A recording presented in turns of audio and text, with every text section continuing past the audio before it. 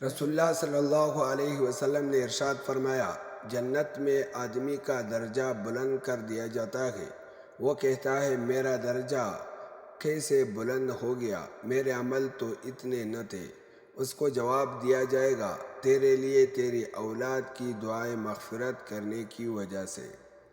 رسول اللہ صلی اللہ علیہ وسلم نے ارشاد فرمایا، اللہ تعالیٰ نے آدم علیہ السلام کو ایک مٹھی مٹی سے پیدا کیا جس کو اس نے ساری زمین سے لیا تھا۔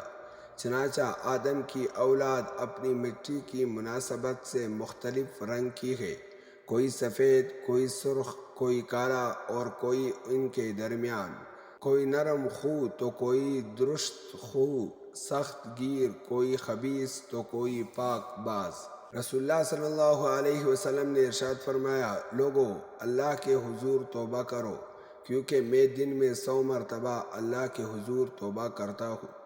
رسول اللہ صلی اللہ علیہ وسلم نے ارشاد فرمایا، معافی مانگنے میں کتنی ہی عاجزی کرنی پڑے، اس میں اپنی بے عزتی نہ سمجھے۔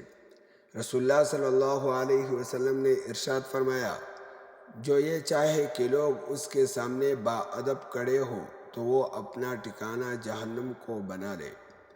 رسول اللہ صلی اللہ علیہ وسلم نے ارشاد فرمایا، جو شخص گناہ کرنے پر پریشان ہو اور نیکی کرنے پر خوشی محسوس کرے وہ مومن ہے۔ رسول اللہ صلی اللہ علیہ وسلم نے ارشاد فرمایا، انسان کے جھوٹا ہونے کے لیے اتنا ہی کافی ہے کہ جو بات سنے بغیر تحقیق کے لوگوں سے بیان کرنا شروع کر دے۔ رسول اللہ صلی اللہ علیہ وسلم نے ارشاد فرمایا، حلال چیزوں میں سے اللہ کے نزدیک سب سے زیادہ ناپسندیدہ چیز طلاق ہے۔ رسول اللہ صلی اللہ علیہ وسلم نے ارشاد فرمایا، جو شخص رخسار پیٹے، گریبان چاک کرے اور جاہلیت کی سی باتیں کرے تو وہ ہم میں سے نہیں ہے۔